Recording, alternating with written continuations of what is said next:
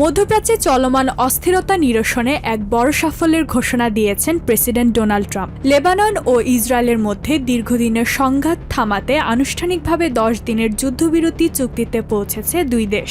বৃহস্পতিবার ট্রুথ সোশ্যালে দেয়া এক বার্তায় প্রেসিডেন্ট ডোনাল্ড ট্রাম্প জানান, ইসরায়েলি প্রধানমন্ত্রী বেঞ্জামিন নেতানিয়াহু এবং লেবাননের প্রেসিডেন্ট জোসেফ আউনের সঙ্গে কথা বলার পর এই সিদ্ধান্ত নেওয়া হয়েছে। এদিকে লেবাননের নাবাতিয়ে এবং দাহর আল বাইদারে আকস্মিক ইসরায়েলি বিমান হামলায় ক্ষতিগ্রস্ত হয়েছে বিশাল এলাকা। বৃহস্পতিবার এ হামলায় নাবাতিয়েতে নিহত একজন উদ্ধারকর্মীর শোকাতুর জানাজায় অংশ নেন কয়েক হাজার মানুষ।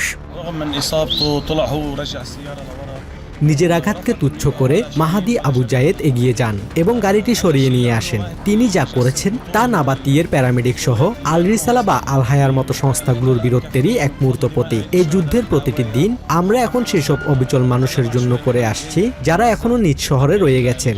আমাদের মানবিক সহায়তা এবং জরুরি চিকিৎসা সেবা উভয় কাজই সমান তালে চলবে।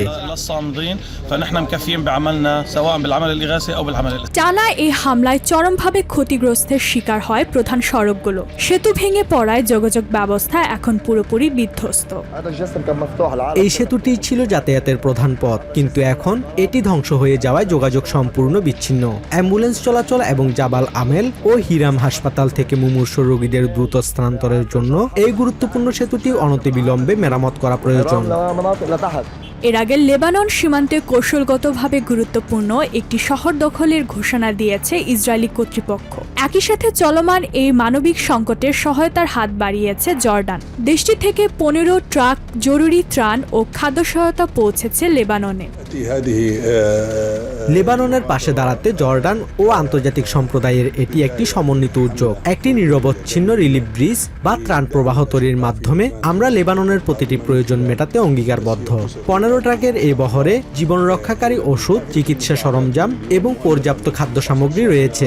এছাড়া যুদ্ধের কারণে বাস্তুচ্যুত পরিবারগুলোর জন্য তাঁবু ও কম্বল সহ প্রয়োজনীয় সব সামগ্রীও অন্তর্ভুক্ত করা হয়েছে।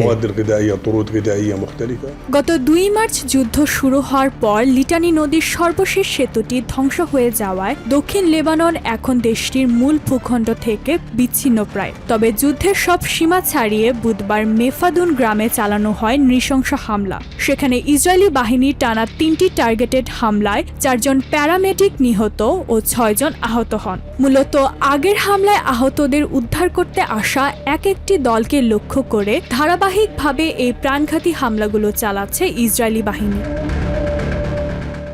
Ishrat Jahan, TVN 24 news desk. New York থেকে সম্প্রচারিত টিভিএন 24 টেলিভিশন বিশ্বজুড়ে বাঙালির কণ্ঠস্বর।